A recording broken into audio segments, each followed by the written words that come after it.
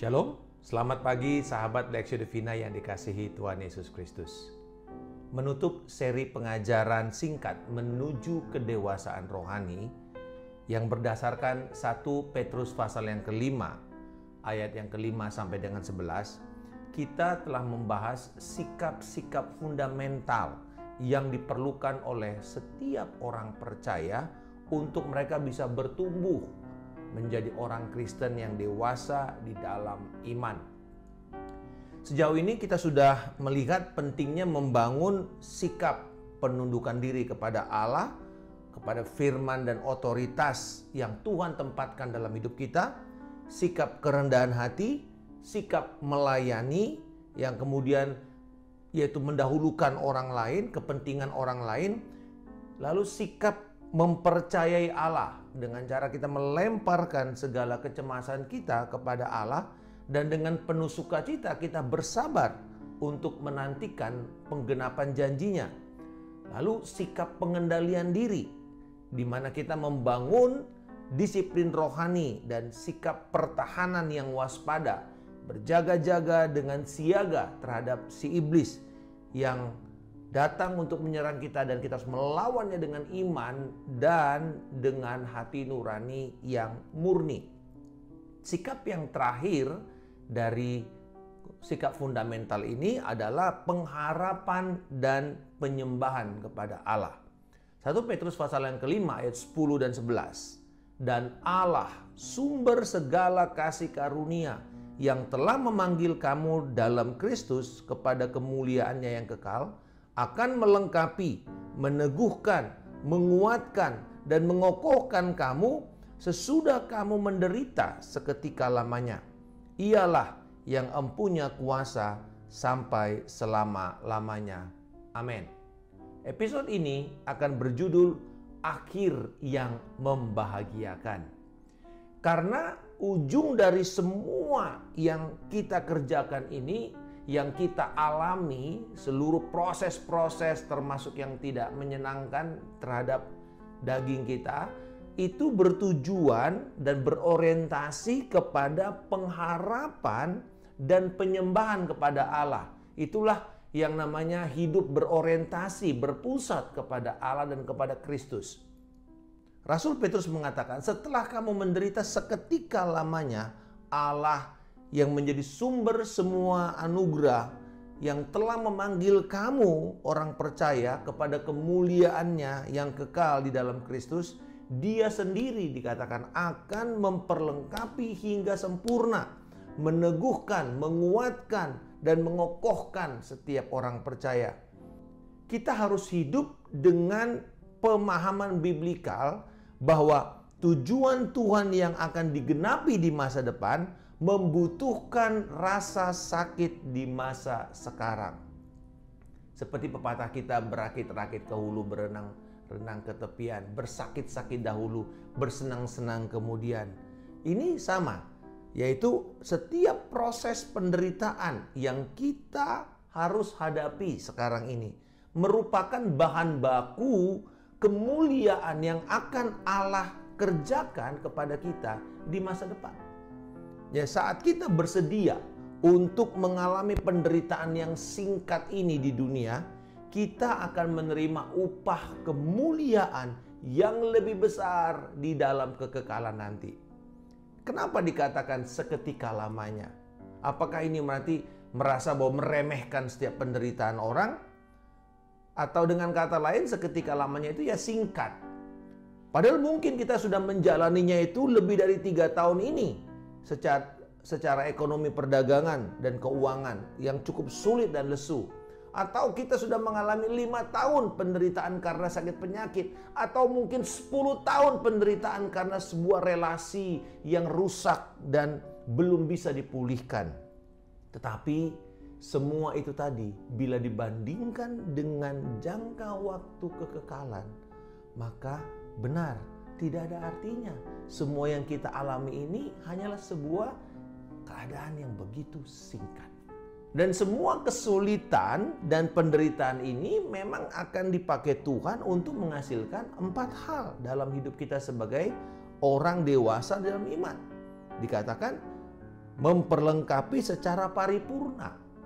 Ya, menyempurnakan itu artinya memperlengkapi seseorang sampai dia utuh, komplit, ya, paripurna. Lalu yang kedua, meneguhkan. Yang ketiga, menguatkan. Yang keempat, mengokohkan. Menjadikan saudara sebagai pria atau wanita yang seharusnya, yang memang dalam rancangan Allah. Alistair Begg menulis, Allah jauh lebih peduli terhadap keserupaan Anda dengan Kristus daripada kenyamanan Anda.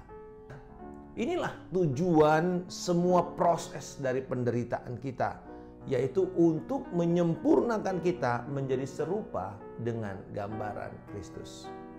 Memahami tujuan ini, maka setiap peperangan rohani, setiap pergumulan untuk menanggalkan keduniawian, memikul salib, bahkan menanggung penderitaan karena Kristus, akan kita sikapi dengan tabah, dengan penuh pengharapan. Karena semuanya untuk Kristus semakin dinyatakan di dalam kehidupan kita. Pada akhir dari tulisan ini, Rasul Petrus memberikan doksologi, pujian pengagungan kepada Tuhan dengan menulis, bagi Dia yang empunya kuasa sampai selama-lamanya. Amin. Mengapa Petrus harus menutup dengan pujian seperti ini?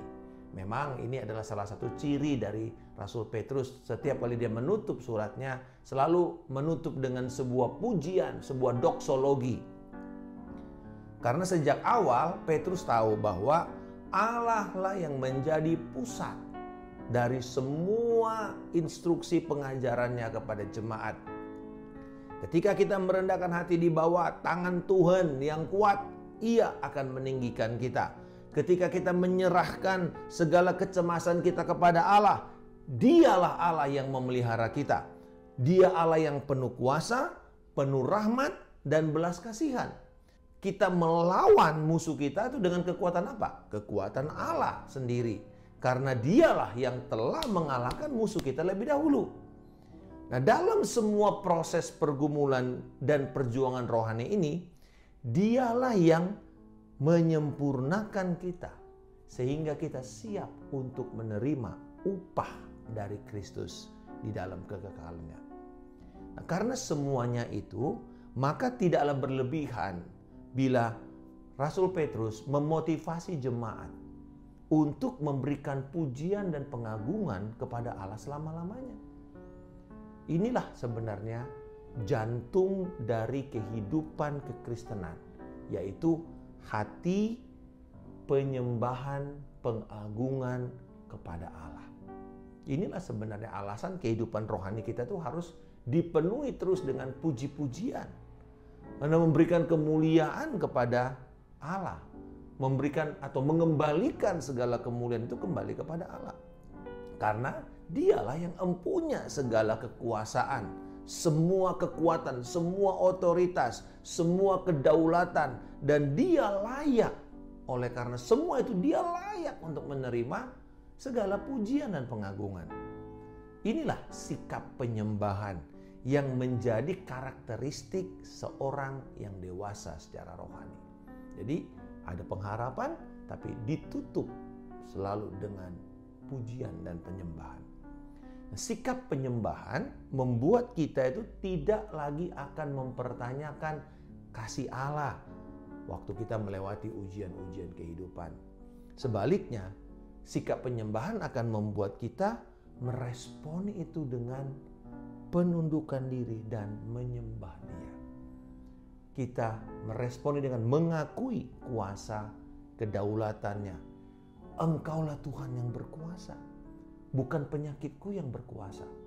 Oh, Engkaulah Tuhan yang berkuasa, berdaulat, bukan setan atau penguasa dunia atau sistem dunia yang terjadi sekarang ini. Oh, Engkaulah Tuhan yang berdaulat, bukan rancangan negara-negara yang sedang berperang seperti apa yang terjadi dengan Rusia dan Ukraina. Kita bisa hidup dengan kecemasan, tetapi kita harus sadar Tuhan berkuasa dan berdaulat.